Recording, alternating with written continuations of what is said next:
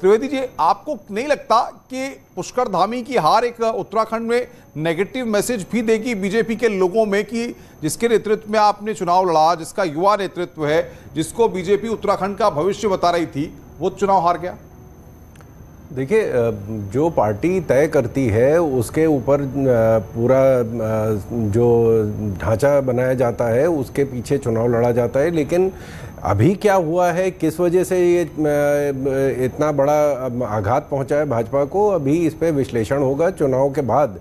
क्योंकि अभी तो चुनाव अभी पूरा घोषित भी नहीं हुआ है कि क्या पूरा फैसला जनता का है, और उसके बाद इस पे जो है विचार किया जाएगा क्या बदलाव करना है, स्ट्रेटजी में क्या बदलाव करना है, नेतृत्व में क्या बदलाव करना है, करना भी है या नहीं करना है। इस पे भी विचार का, ये तो विचार का मुद्दा है और ये चैनल पे विचार नहीं हो सकता है। ये तो पार्टी जब इस पे ऊपर समीक्षा, चलिए आप खुलकर नहीं बोलना चाहते। जोशी जी, स्वामी प्रसाद मौर्य आपकी पार्टी में आए थे, चुनाव हार गए। ऐसे कई दिग्गज लोग हैं जो चुनाव हारते जा रहे हैं। सवाल यह है कि समाजवादी पार्टी क्यों बेहतर प्रदर्शन नहीं कर पाई? देखिए, मैं कहना चाहता हूँ, यही लोकतंत्र की खूबसूरती होती है कि बड़े से बड़ा नेता हार सकता है और छोटा से छोटा कार्यकर्ता जो जीत सकता है। और अभी आप देख रहे हैं, आपके चैनल के माध्यम से मैं देख पा रहा हूँ कि सीएम, दो सीएम के कैंडिडेट हार जाते हैं एक पर हमारे पड़ोसी प्रदेश में। और मैं कहना चाहता हूँ, मैं विभिन्न चैनलों में बैठा पिछले एक माह से, तो मैंने कहा है, देखिए इंदिरा गांधी को जब हराया गया तो राजनारायण ने हराया। उनकी स्थिति का सबको पता है, किस स्थिति के व्यक्ति थे, उन्होंने उनको हरा दिया। और जो अटल बिहारी, और इस वक्त जश्न की तस्वीरें हमारे पास आ रही है भारतीय जनता पार्टी उत्तर प्रदेश के कार्यालय पर। मोहसिन रजा भी वहां पर मौजूद हैं। ये तस्वीरें इस वक्त आपकी स्क्रीन पर उत्तर प्रदेश के भारतीय जनता पार्टी के कार्यालय की ये तस्वीरें, जहां पर जश्न मनाया जा रहा है। भारतीय जनता पार्टी के नेता वहां पर जश्न मना रहे हैं और होली के त्यौहार से पहले ये होली के रंगों की खुमारी, होली के रंगों से सराबोर भारतीय जनता पार्टी का कार्यालय और कार्यकर्ता साफ नजर आ रहे हैं कि किस तरीके से भारतीय जनता पार्टी जो मैंडेट उसको उत्तर प्रदेश में मिला है उसका जश्न मनाते हुए 263 सीटों पर बीजेपी प्लस बढ़त बनाए हुए है। समाजवादी पार्टी का गठबंधन 133 सीटों पर बढ़त बनाए हुए है। और ये तस्वीरें, एक और बड़ी खबर, सीएम 5 बजे प्रेस कॉन्फ्रेंस करेंगे। बीजेपी की प्रचंड जीत पर 5 बजे प्रेस कॉन्फ्रेंस होनी है। ये बड़ी अपडेट आ रही है। यहां पर बीजेपी की प्रचंड जीत पर 5 बजे प्रेस कॉन्फ्रेंस करेंगे सीएम। 5 बजे प्रेस कॉन्फ्रेंस होनी है भारतीय जनता पार्टी की प्रचंड जीत पर, क्योंकि आदित्यनाथ प्रेस कॉन्फ्रेंस करेंगे। ये बड़ा अपडेट इस वक्त मिल रहा है।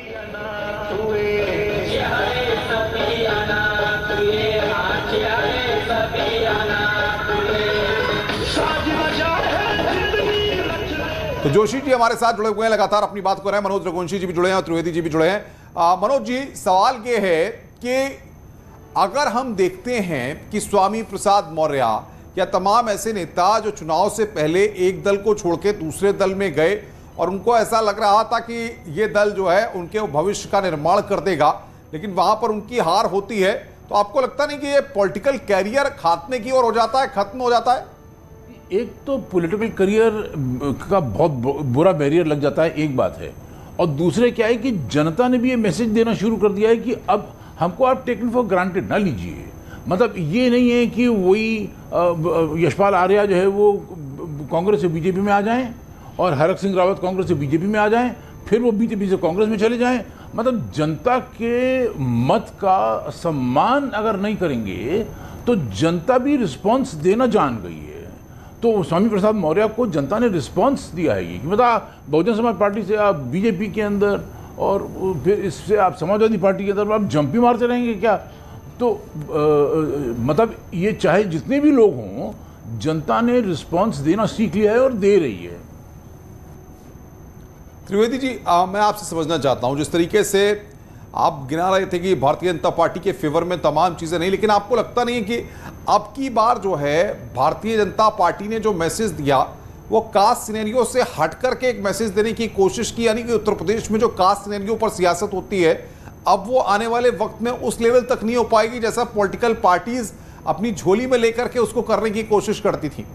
मैं इससे पहले आपको एक चीज़ आपका ध्यान आकर्षित करना चाहूँगा कि जिस तरह की राजनीति उत्तर प्रदेश में हुई अभी फिलहाल इस चुनाव में, कि लोगों ने कहा कि साहब एक जो जाति का नेता है अगर दूसरी पार्टी में चला जाता तो जैसे मतलब हम जातियों की बात कर रहे हैं, कोई भेड़ बकरियों की बात नहीं कर रहे कि एक भेड़ गई तो सारी भेड़ उसके पीछे चली जाएंगे। जैसे अभी मनोज जी ने भी कहा कि जनता के विश्वास के साथ विश्वासघात नहीं करना चाहिए। अगर एक व्यक्ति गया उससे पूरे समाज नहीं चला जाएगा। ये जनता है, जनार्दन है, ये पब्लिक है, सब जानती है कि कौन कितने किस पायदान पे है, किस तरह उनका मजाक बनाया जा रहा है। वो तो इस वजह से ये चीज़ नहीं हुई। और दूसरी चीज़ एक और है कि जैसे आपने देखा कि 14 में चाचा भतीजे साथ थे तो हमारी 80 में 73 सीटें आई थीं। फिर बुआ बबुआ साथ हुए तो बुआ की नैया डूब गई। फिर लड़के साथ थे तो कांग्रेस की नैया डूब गई। जो सपा के साथ जुड़ रहा है उसका सर्वनाश हो रहा है। कह रहे हैं जो सपा के साथ जुड़ रहा है वो सपा की नैया को डुबो दे रहा है। देखिए, मैं कहना चाहता हूं, मेरे जो साथी है भारतीय जनता पार्टी के प्रवक्ता, मैं उनको बताना चाहता हूं कि राजनीति शास्त्र को राजनीति विज्ञान भी कहा जाता है और राजनीति विज्ञान में प्रयोग होते हैं और प्रयोग सफल और असफल दोनों होते हैं। हम सफल से भी सीखते हैं और असफल से भी सीखते हैं और आगे बढ़ने का काम करता है, जो एक राजनीतिक दल को करना चाहिए, एक लोकतांत्रिक पार्टी को करना चाहिए।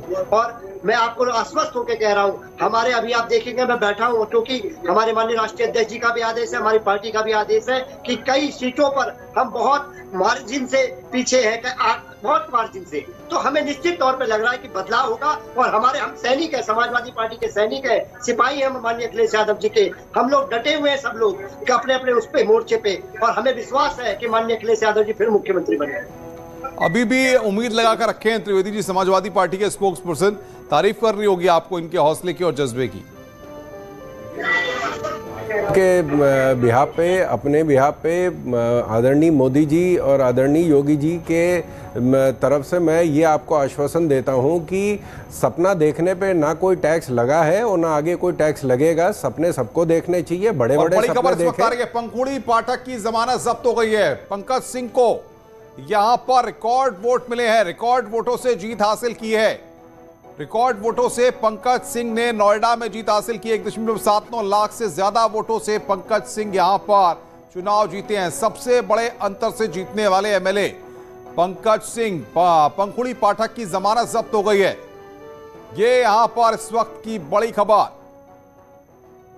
रिकॉर्ड मतों से त्रिवेदी साहब नोएडा से पंकज सिंह ने जीत हासिल की है और सबसे ज्यादा रिकॉर्ड मतों से जीत हासिल करने वाले वो एमएलए भी हो गए। अनुपम जी, आपने देखा कि 30 साल से वो पश्चिमी उत्तर प्रदेश एक एयरपोर्ट के इंतज़ार में बैठा था और जब केंद्र देना चाहता था तो राज्य सरकार नहीं लेना चाहती, राज्य सरकार मांग रही थी तो केंद्र सरकार नहीं दे रही थी। ये डबल इंजन की सरकार की जो बात हो रही है वो यही है कि जिस दिन सरकार आई थी उत्तर प्रदेश में हमारी, उसी दिन नोएडा में हवाई अड्डे का फैसला हो गया था और 2 साल के अंदर अंदर भूमि अधिग्रहण पूरा किया गया, टेंडर निकाला गया और उस पर कंस्ट्रक्शन का काम शुरू हो गया और 23 में हम हवाई जहाज यहाँ उतार देंगे। ये पंकज जी, आदरणीय महेश शर्मा जी और पश्चिमी उत्तर प्रदेश के सारे नेतृत्व का ये प्रयास था कि ये हो और उनकी वजह से ये हुआ। तो जनता देख रही है किस तरह उत्तर प्रदेश का विकास हुआ है। सपा और बसपा के अंडर में उत्तर प्रदेश नोएडा अथॉरिटी की, एक्सप्रेसवे अथॉरिटी की चूल्हें हिल गई थी। जिस तरह इन लोगों ने यहाँ पे लूट मचाई थी, यादव सिंह जी का नाम अभी जनता भूली नहीं है, 2000 करोड़ का घोटाला किया था और 3 जो उच्च अधिकारी हैं नोएडा अथॉरिटी के और एक्सप्रेसवे डेवलपमेंट अथॉरिटी के, वो सब आज जेल में बैठे हुए हैं। ये इन्हीं के कर्मों का नतीजा है। तो ये जो सपा बसपा ने पिछले 30 साल में किया है, सांपनाथ नागनाथ के बीच में जो सरकार का परिवर्तन हुआ है, अब जनता ये देख चुकी है और उसका नतीजा सामने है। मजबूरी है। एक छोटा सा ब्रेक हमें यहां पर लेना है। ब्रेक के बाद जल्द हाजिर होते हैं।